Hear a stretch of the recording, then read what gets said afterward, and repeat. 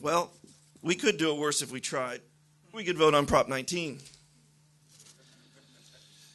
I wished I had a magic wand that I could wave and all our problems would go away. All our drug problems would go away. But I'm going to tell you, drug problems and the drug policy is not simple. It's very complex, and what we do over here affects what we do over there. It's very simple, it's very complex, but the balance is very difficult to deal with. I've been on the United Nations NGO conference on drug policy. We debated people all over the world, 300 of us, talking about drug policy. It was not easy. And I'm going to tell you this. The United States is actually in the middle on its drug policy. There's much more liberal countries. There's much more conservative countries. And we're right in the middle. We're really not that far off on what the United Nations states. We're actually pretty much arm in arm. But Prop 19, what Prop 19 is suggesting that it does is something that no other nation in the world has considered. Why? Because they all know it's crazy. Prop 19 will legalize the growing, the transportation, the packaging, the selling, the smoking. It'll do everything. And here's what we know in terms of drug policy. It's a three-tiered approach: prevention, drug treatment, and drug interdiction. Now, I'll agree that the United States has not done the best in terms of drug prevention. We need more drug prevention, don't we? Yes. We need more drug treatment. Yes. And I think we're doing a pretty good job on drug interdiction. Now, it's true that the kids say that they can get marijuana easier than any other drug. They can get it easier than alcohol. They can get it easier than cigarettes. That's what they say. But guess what? They don't. What are the top 3 drugs of abuse in our children in California? What are they? Alcohol, tobacco, prescription drug abuse. Not marijuana. These are all legal. They're all taxed. They're all regulated. They're all controlled. And yet, more kids take those 3 drugs than any other drugs, right?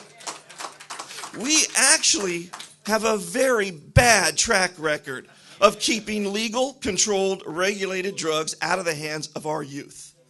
And now we want to legalize pot? And what do you think the kids are going to do? Look, I'm a father of a 15-year-old, please God help me, and a 19-year-old. Right? Now, what do kids do? I know, once they turn 13, they just don't listen to what we say, do they? But I'll tell you this, they watch what we do. So how are kids going to say no when the adults around them are saying yes? It is not possible. And let's go back to Holland that Judge Gray was talking about. They did decriminalize some marijuana. Decriminalized. They didn't legalize it. Decriminalized small amounts of marijuana. First it was 0.8 grams. Oh, that was too much. So now then they said, okay, you know what, we're going to do 0.5 grams. Prop 19 is talking about 28.5 grams. That's not 0.8. That's not 0.5. And now Holland is having such a problem with their drug, with marijuana, that they're talking about, well, maybe it should be 0.3. And the other thing is that they're also having a problem with what they call marijuana tourism. Everybody that wants to do drugs from Europe is coming to Holland. And Judge Gray's right that their youth use is less than ours. But guess what? Since they've passed that, it's tripled. I have an interview on Friday with a woman who's coming from Holland, a reporter. You know why? She wants to interview me, and she wants to know why in heck Californians would even be thinking about legalizing marijuana with all of the problems that they are having with what they've done with 0.8. Oops, 0.5. Right? So, no. It isn't that simple. And I'll tell you this.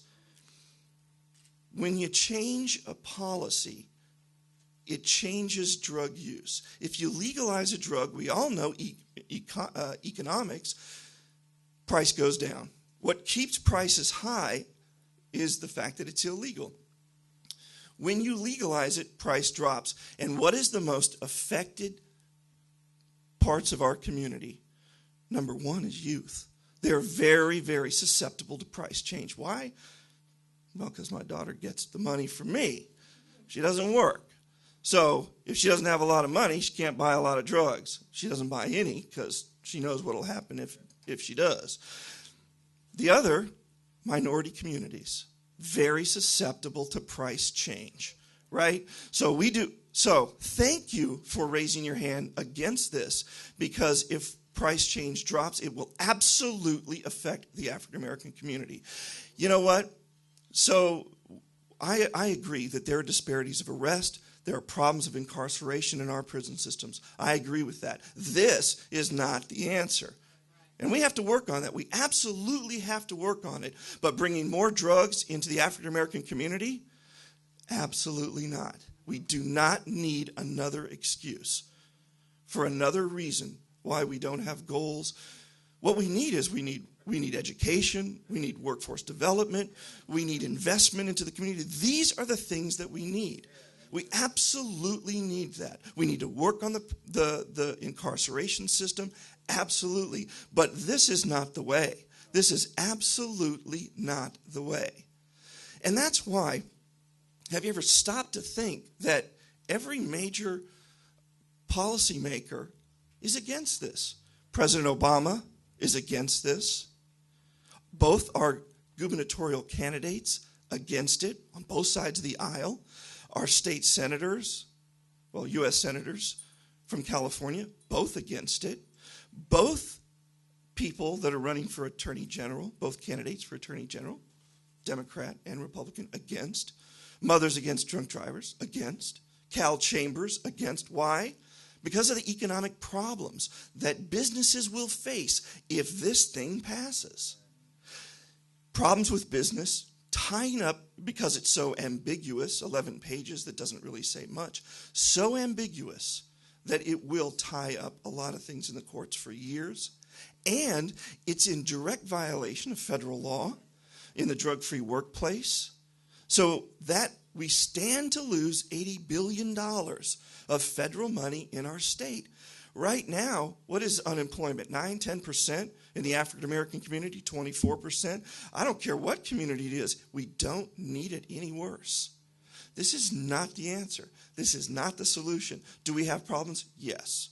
Have we made mistakes in our drug policy? Absolutely. I don't agree with zero tolerance. And thank God we don't have that anymore. We've learned a lot from our mistakes, but you know what? We've done good too. Because in 1978, the peak of substance abuse in the United States, we were pushing around 40 million people, current drug users.